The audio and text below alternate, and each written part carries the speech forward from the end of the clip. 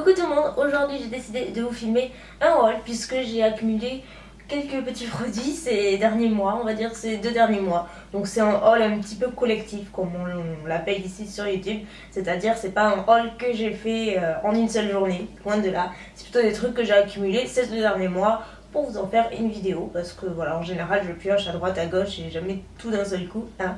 Et j'ai pas mal de trucs, donc on va commencer sans plus tarder. J'ai tout mis dans cette petite poche Sephora qui est petite mais bien pleine, je dois vous dire. Donc je vais commencer avec ma commande Sephora US que j'ai commandée il y a un peu plus d'un mois maintenant. Mais comme j'avais choisi les frais de port les moins chers, c'est-à-dire par transport aérien, c'est beaucoup plus long, donc j'ai mis genre une vingtaine de jours à les recevoir. Mais les voici, j'avais commandé quelques petits trucs que je voulais et j'ai racheté aussi un produit que je n'avais plus. Donc je commence avec le truc qui me faisait le plus envie sans doute. C'est un produit qui était inscrit sur ma wishlist de chez Becca. C'est le Shimmering Skin Perfector et en fait c'est un highlighter liquide, donc ce genre de truc c'est multi-usage. Soit vous pouvez le mixer à votre fond de teint, vous pouvez le mettre directement sur votre teint en base éliminatrice. Vous pouvez le mixer avec votre blush, vous pouvez l'appliquer juste sur des zones un petit peu localisées au doigt. Et enfin voilà, vous pouvez l'utiliser de différentes manières. Et j'ai opté pour la teinte Moonstone pour changer puisque j'ai l'highlighter Opale que j'adore. J'ai présenté d'ailleurs dans mes favoris 2014 le best-of. Et là j'ai envie de changer et Moonstone en fait c'est une teinte un chouïa plus claire que Opale et qui est un petit peu plus champagne mais vraiment très clair. Donc ça se présente sous format pompe comme ça, donc c'est super pratique et il y a vraiment beaucoup de produits, je sais pas combien ça fait 50 ml, il y en a vraiment pas mal et c'est magnifique. Je l'ai par exemple appliqué en base sous mon fond de teint, pas sur le front, juste au niveau du bas du visage et c'est super joli, c'est magnifique quoi, même en le mixant au fond de teint, ça fait ce petit truc en plus, ça fait pas du tout un excès de paillettes ou autre, c'est très joli. Si vous aimez avoir le teint lumineux, glowy, c'est clairement un produit qui pourrait largement vous plaire. Ensuite, j'ai racheté le Brow Wiz de Anastasia, c'est un crayon à sourcils tout simplement. J'avais terminé le mien l'année dernière et je l'aimais vraiment beaucoup. Le seul truc c'est que je trouve qu'il se termine assez vite en fait. Après le Brow Wiz c'est juste un crayon à sourcils classique avec la partie crayon d'un côté et le goupillon de l'autre.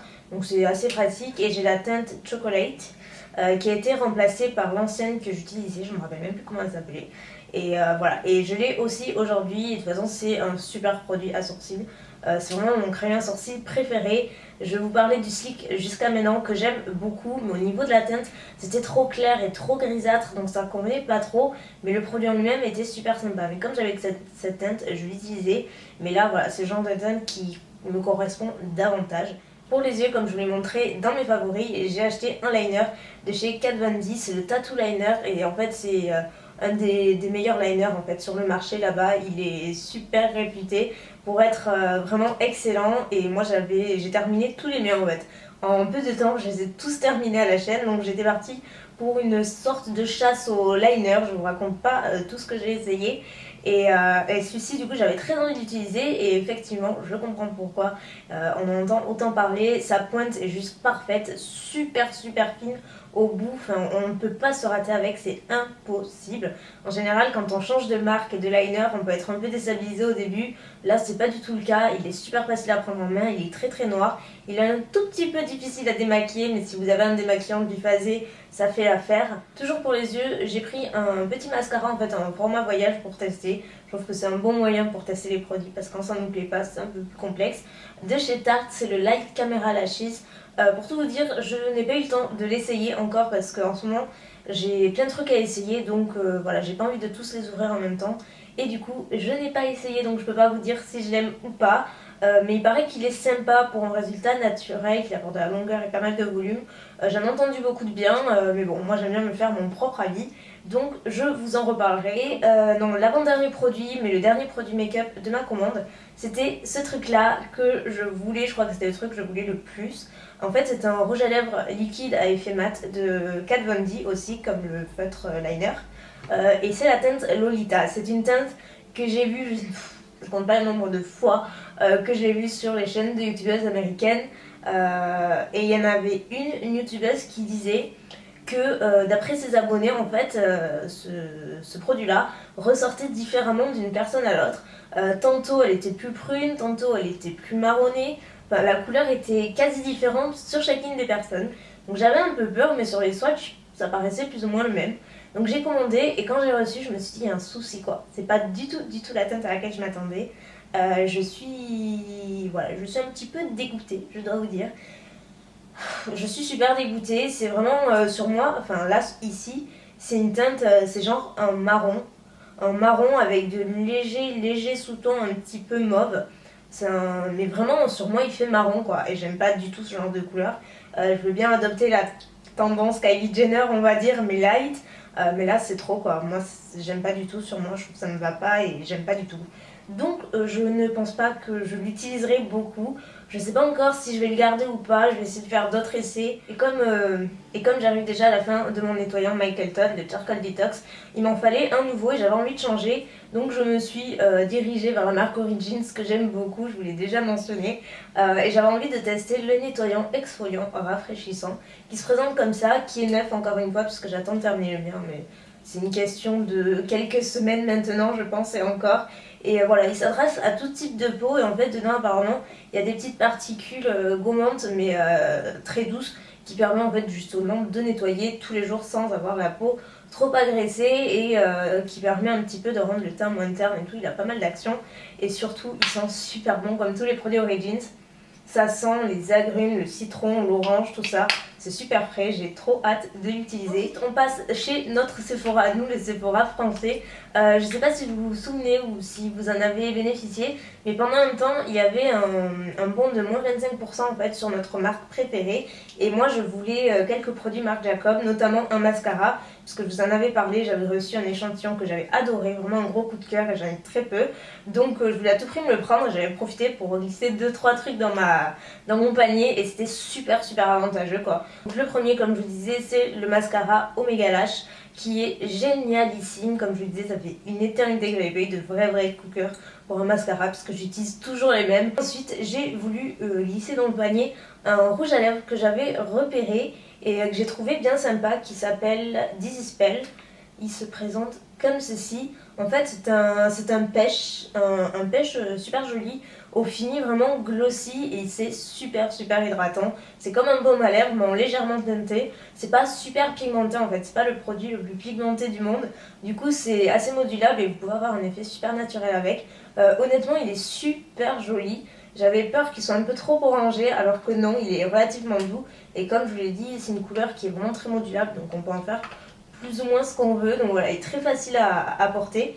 Et ensuite j'ai voulu opter pour un vernis, je voulais une référence qui n'y était pas, donc je me suis penchée vers celle-ci. C'est pas une grosse surprise en soi, puisque c'est le genre de teinte sur lequel je craque facilement, mais c'était l'occasion de tester les vernis Marc Jacob, donc je vais pas trop vous en dire, mais c'est la teinte Le Charme, et je ne vais pas trop vous en dire, parce qu'en fait j'ai fait un article dédié en fait à ce vernis sur le blog, donc si vous voulez aller voir les swatchs et ce que j'en pense, sur le blog, je vous invite à le voir en barre d'infos. Au début de mois, je suis allée en Espagne et je me suis arrêtée au Sephora là-bas, puisque je sais que là où je vais, ils ont un corner NARS et je voulais un blush de chez eux.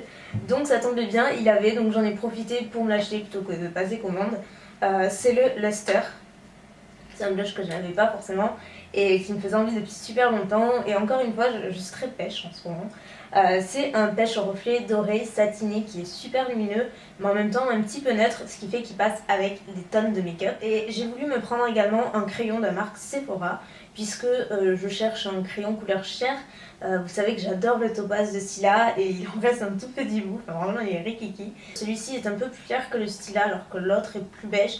Celui-ci est plus clair, pas blanc mais voilà, c'est un beige très clair.